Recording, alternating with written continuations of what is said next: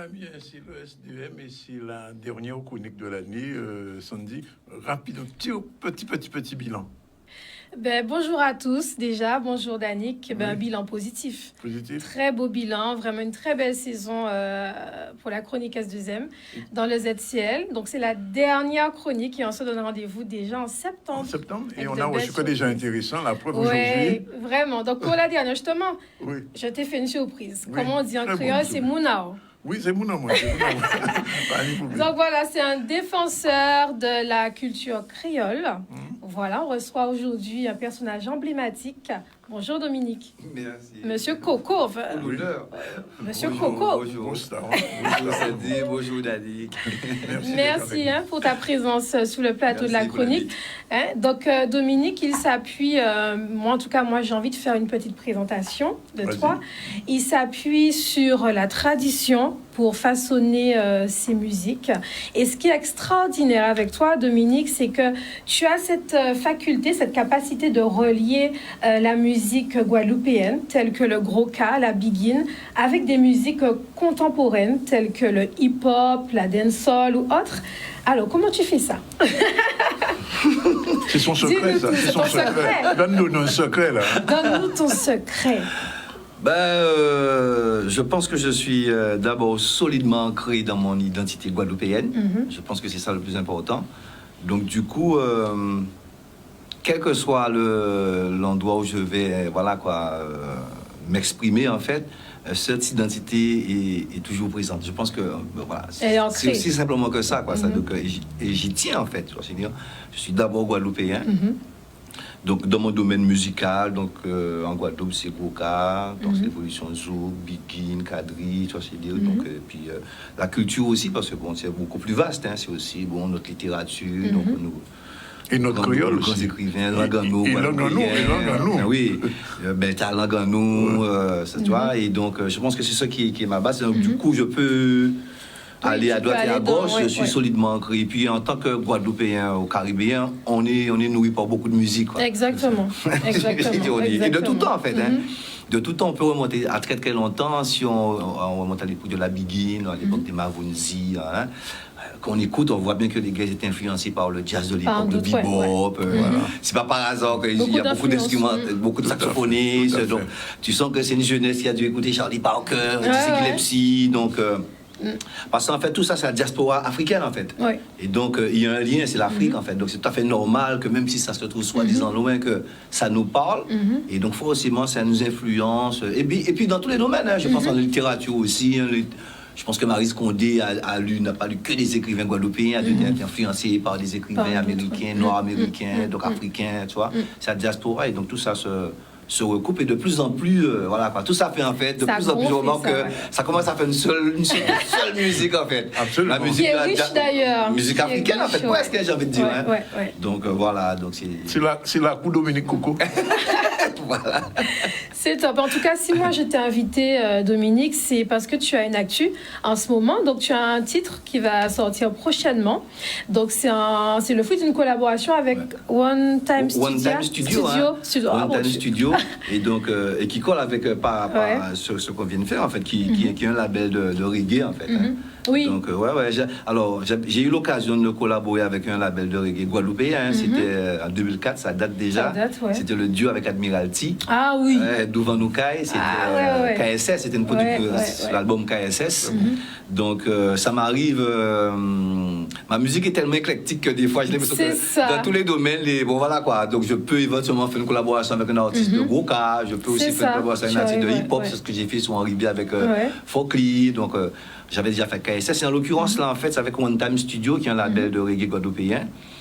Et en fait, la connexion s'est faite, mais ça va faire 1 an, en fait. Donc, je connaissais déjà le responsable, Ronald. Mais en fait, c'était... Aujourd'hui, là, nous sommes jeudi, là. Bon, le 5, ça a fait 5 ans, 5 ans à présent. 1 an que nous sommes au Centre des Arts, en fait.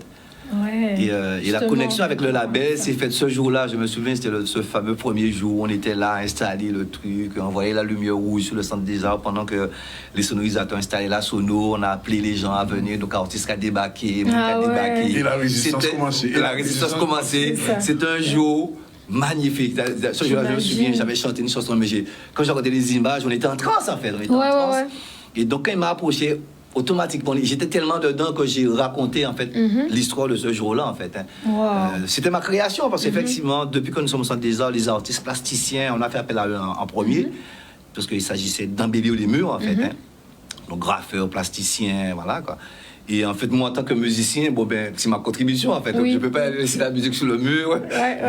Du coup, quand il m'a approché, l'inspiration, j'ai raconté ce fameux premier jour et voilà tout ce qui c'est la genèse du mouvement. C'est la genèse du mouvement, comment c'était ce premier jour, là, cette lumière rouge qu'on avait envoyée sur le bâtiment, tous les artistes qui étaient là, de toute discipline, qui étaient là pour faire cause commune et réclamer au pouvoir public, voilà quoi. Mais qu'est-ce qui se passe, quoi? Qu'est-ce qui se passe? C'est quoi votre vision de la culture? Depuis quoi? 12 années voilà, c'est maintenant? C'est quoi votre vision de la culture? Je me souviens dès le départ, j'avais dit que c'est pas simplement refaire Centre des Arts, c'est là, ça nous fait pas fait. Donc, il s'agit aussi de nous dire, c'est quoi la vision, quoi, parce que le côté, bon, nous avons fait et puis bon, rien derrière, on connaît ça, quoi. C'est souvent le cas. C'est une vraie politique de la culture. Il y a beaucoup d'exemples où le bâtiment a été fait et en fait, nous posons ça quelqu'un avec. Il n'y a pas de budget de fonctionnement. C'est ça. Bon. Donc, il s'agit surtout, c'est quoi la vision, quoi, en tout cas à long terme. Et souvent, j'ai fait plein de visites du Centre des Arts avec des jeunes, tout ça. Et souvent, quand j'étais avec des jeunes, je leur disais qu'en fait, le combat, c'est pour eux, en fait. Bon, j'ai eu l'occasion de jouer déjà au Centre des Arts. Oui, voilà, c'est pour eux. Tu vois. Non, c'est vraiment un combat. Je sais ce que ça a apporté, ce que ça m'a apporté en tant qu'artiste, ce que ça a apporté à la culture guadeloupéenne. Ça rayonnait vraiment sur toute la Guadeloupe. Et donc, je me dis, ce serait bête que les générations futures d'artistes, plein qui sont talentueux, n'aient pas une structure comme ça. Donc, c'est vraiment un combat pour la jeunesse. C'est vraiment un truc sérieux. Construire quelque chose de vraiment pérenne, quoi. Et d'ailleurs, le titre même...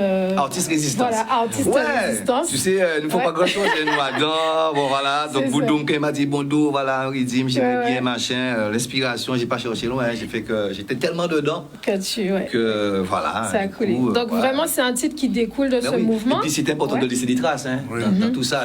Voilà, ça donc la musique aussi. J'oublie pas ma mission, en fait. En tant qu'artiste, c'est de laisser des traces de tous les événements. Je me suis pendant le LKP, j'avais composé gentiment. Tu vois, mais donc, même en mai 67 aussi, tu as fait quelque chose. Oui, j'ai fait un truc parce que c'est voilà, nous, que ce soit les événements qu'on a vécus, mais que ceux dont on n'a pas vécu, parce que c'est la musique, la culture est là aussi pour relayer l'histoire, quoi. C'est très important. Donc c'est aussi une façon de laisser des traces que les générations futures sachent que mais ça s'est passé ce jour-là, ou que quand le bâtiment sera terminé, sera en train de rayonner sur la Guadeloupe, nous qui sont juste là. Ah oui. D'ailleurs, on ne peut pas imaginer le contraire. Et tu as justement sorti ce titre avec, qui sort le 14 officiellement, le 14 juillet, en featuring avec la talentueuse. Avec Florence. C'est-à-dire que quand j'ai fait ça, on a appris à se connaître. En fait, dans le mouvement alors. Oui, nous avons fait ensemble en fait. En fait, la nouvelle là, en fait, on s'est apprivoisé, on a dû apprendre à se connaître parce qu'en fait, on se connaissait comme ça, on se croisait, vite fait, on repartait. Et même quand on a adhéré à l'ANG, bon, on se voit peut-être lors d'une réunion, mais bon, voilà. Tandis que là, il s'agissait de vraiment vivre ensemble, parce qu'il s'agissait de rester sur place, en fait. Parce qu'on s'est dit, mais si on part, ils auraient vite fait. Donc pendant une certaine période, assez longue d'ailleurs, qui a duré plusieurs mois, il fallait rester là. Donc on a appris à se ça a créé des liens. Mais bien sûr, ça a créé des liens, ça a renforcé des liens. Et c'est une militante, mais c'est aussi une superbe artiste, quoi. Ah oui. C'est une sacrée chanteuse. Justement, on va visionner. Donc automatiquement, quand j'ai fait ça, qui d'autre monde devait me crier? J'attendais une voix féminine me relayant. Qui d'autre monde devait me chercher si on m'a aussi parler de ça? Mais Florence. Alors moi, je vous propose de visionner. C'est la première fois qu'on fait un truc ensemble. Voilà. On va visionner ça. Moi, en tout cas, j'ai vu un petit peu avant toi. Et c'est du lourd. Et c'est Dan Oko, on a fait tourner le clip déjà. C'est Daniel Oko, un autre artiste résistant dans le domaine de l'audiovisuel. Et qui a réalisé le clip avec l'aide de Khalil Sarkis, parce que tout ça, ça fait partie des gens qui étaient là dès le départ, en fait. D'accord. Et qui aussi sont dans le milieu culturel, parce que c'est dans le milieu de l'audiovisuel, quoi. Ok. Donc c'est vraiment... on va visionner ça. On y va.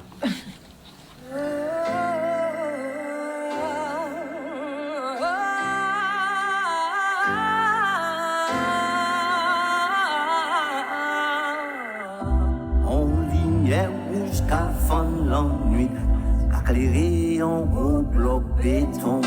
Moun ka courir, garder voir ça.